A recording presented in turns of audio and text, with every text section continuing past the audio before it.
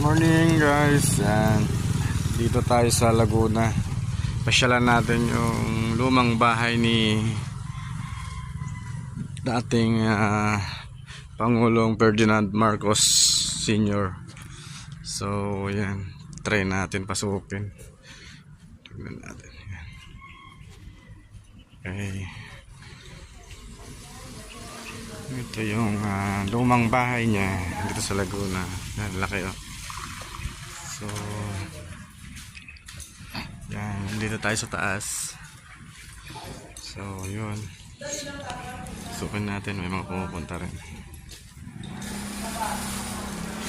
So, ito yung mapa. So guys, yan.